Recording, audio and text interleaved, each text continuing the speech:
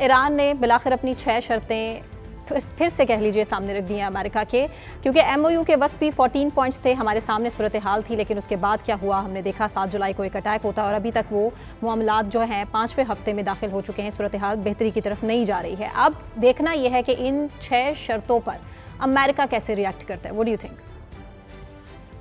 जी, सबसे पहले जो I am honoured to be on your show once again. Thank you. ये मैं बताऊं कि यहाँ इस वक्त हालात काफी गंभीर है, मैं बता रहा हूँ। हम्म। और इस दरमियान मैं ये भी आपको बता दूं कि पाकिस्तान जो एक ट्रस्टेड मीडिएटर है 24/7 काम कर रहा है। हम्म। अभी भी इस वक्त मैं ऑफिशियल, तो मुझे यकीन है कि पाकिस्तान एक ट्रस्टेड मीडिएटर है और कुछ दूसरी चॉइस भी इन ना ईरान के पास है ना अमेरिका के पास है। हम्म। वो इस वक्त पाकिस्तान पर भरोसा कर रहे हैं, इंतजार कर रहे हैं कि ये बिहाइंड द सीन, क्योंकि डिप्लोमेसी में बिहाइंड द सीन बहुत सारी चीजें होती हैं और हमने बिहाइंड द सीन्स ही काम किया है पाकिस्तान की पॉलिटिकल मिलिट्री लीडरशिप ने, और इन दोनों को फिर आपस में सामने बिठाया है। 4 दिहाइयों से इनकी आपस में बातचीत भी नहीं थी, वो मिला है। वो क्या वजह थी? ये कॉन्फ्लिक्ट की वजह से। हम्म। तो ये एक बड़ा जरूरी है कि ये दोनों ममालिक जो हैं, ईरान और अमेरिका, इस चीज को समझें कि ग्लोबली इसका जो जो ये हॉर्मूज, स्टेट्स ऑफ हॉर्मूज को बंद कर देना या उसमें मुश्किलात पैदा करना या उस पर अटैक करना, वो ग्लोबली किसी मुल्क को, जो ईरान के सपोर्टर्स भी हैं या ईरान के खिलाफ हैं, अमेरिका के सपोर्टर्स के खिलाफ हैं, हम्म। किसी के हक में नहीं है।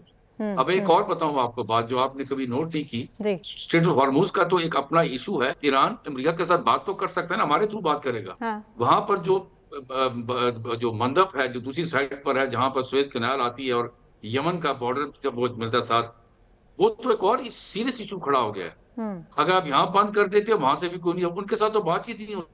तो अब चॉइस बड़ी लिमिटेड है कि इस्लामाबाद डिक्लेरेशन या अभी जो उनके उनके सदर ने हम्म। और उनके सेक्रेटरी जो है नेशनल सिक्योरिटी काउंसिल के, उन्होंने नेशनल सिक्योरिटी के उन्होंने साफ कह दिया कि जी ये 5-6 हैं शर्तें। हाँ जी। मैं ये समझता हूँ कि जी ये शर्तें जो हैं कोई पत्थर पर लकीर नहीं है, इस पर बातचीत हो सकती है।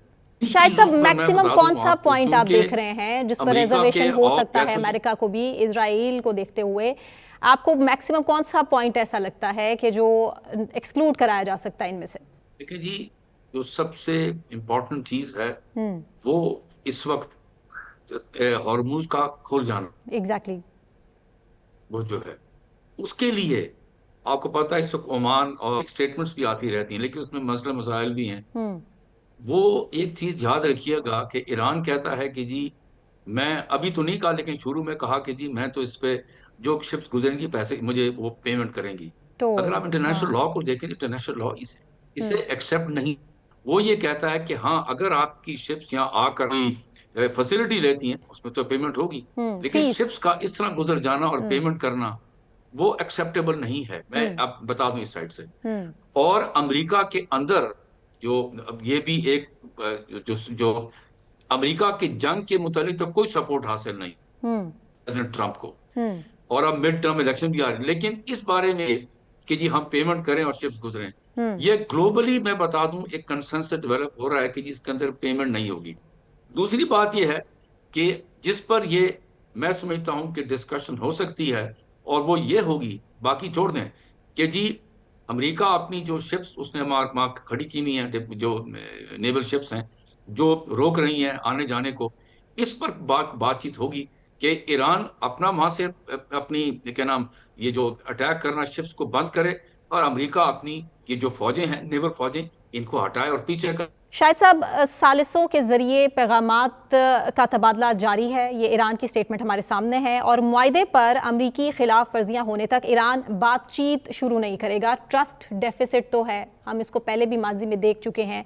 अब 5वां हफ्ता है, जंग 5वें हफ्ते में दाखिल हो चुकी है, सोल्यूशन इस जंग का निकला कुछ नहीं है। इसराइल जिस तरह से थ्रेट कर रहा है मुसलसल, और अमेरिका जिस तरह से फेस सेविंग के लिए अब बैकफुट पर जाना चाह रहा है, इस जंग से निकलना चाह रहा है, पीस की बातें दोनों तरफ से हो रही हैं। आपको क्या लगता है कि लेवरेज इस टाइम किसके पास है? कौन चाहता है ज्यादा सीरियस तरीके से कि पीस हो जाए और मामलात जंग की तरफ आगे ना बढ़े? बताता हूँ दोनों तरफ। अगर आप देखें, स्टेटमेंट देखें हम्म। ईरान के सदर की, उन्होंने कहा जी कि अब हम जंग की तरफ नहीं जाना चाहते। हम्म।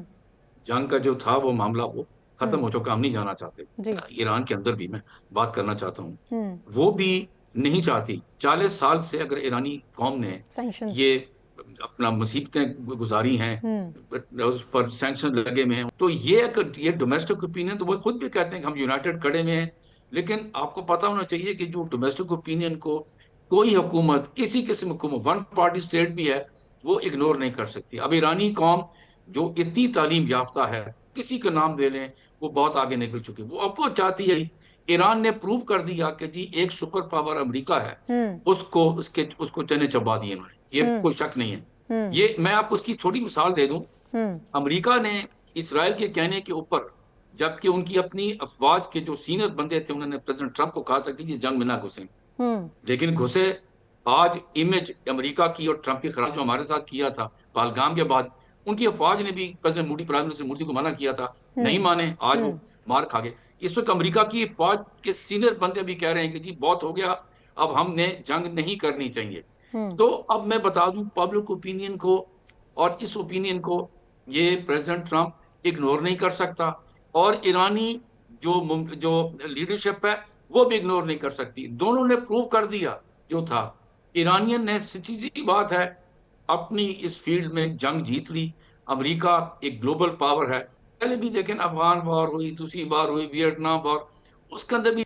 इस मॉडर्न एरा में मुसीबत सबसे बड़ी है कि प्रेसिडेंट ट्रंप पूरी कौम को जी मैंने जंग जीत ली, क्योंकि स्टेटमेंट्स कम होंगी तो फिर बिहाइंड द सीन्स जो हम काम कर रहे हैं और मीडिएशन मामलात का, बेहतरी की वो तरफ कामयाब जाएंगे। होगा। हाँ। जब आप जी बेहतरी तरफ जाएगा। हाँ, शायद साहब कौन मिसलीड कौन करता रहा है डोनाल्ड ट्रंप साहब को, क्योंकि पीट हेगसेथ के साथ भी उनका क्लैश है बिल्कुल सामने आया है, मिलिट्री ऑप्शंस पर के बिल्कुल कम रह गए हैं। दूसरी तरफ हम मोसाद में भी देख रहे हैं कि खलबली मची हुई है, क्योंकि इजराइल को भी यही ब्रीफ किया गया था कि रजीम चेंज हो जाएगा ईरान में और सूरत हाल बिल्कुल वैसी ही होगी जैसा वो चाहते हैं। तो ये इतनी कन्फ्यूजन, इतनी इंटेलिजेंस के बावजूद कैसे पॉसिबल है? ये जो गल्फ कंट्रीज हैं जी, ये बहुत बड़ा प्रेशर ग्रुप है। इन गल्फ कंट्रीज जो हैं वो अफोर्ड नहीं कर सकती कि ईरान के अंदर के साथ जंग लड़ें, या क्योंकि इनका कोलेटरल डैमेज हुआ है। जी। ये छोटे छोटे ममालिक हैं, जो भी कर लें, जितने हथियार भी ले आए, जंग लड़े, तो इनके लिए प्रॉब्लम है। ये बिहाइंड द सीन्स मैं इस वक्त कह सकता हूँ आपको, ठीक है। कंफर्म जरा से कैसे वो बात कर रहे हैं कि जी मेहरबानी करके ये जंग बंद की जाए, हाँ, क्योंकि वो अब अंदाजा हमारा, वो क्या नाम, इन्वेस्टमेंट के ऊपर और टूरिज्म पे चलते हैं, दोनों बड़ी सख्त बुरा हाँ, तो प्रेशर इम्पैक्ट है, हुआ है उन मुल्कों। बिल्कुल प्रेशर है। बहुत शुक्रिया शाहिद साहब।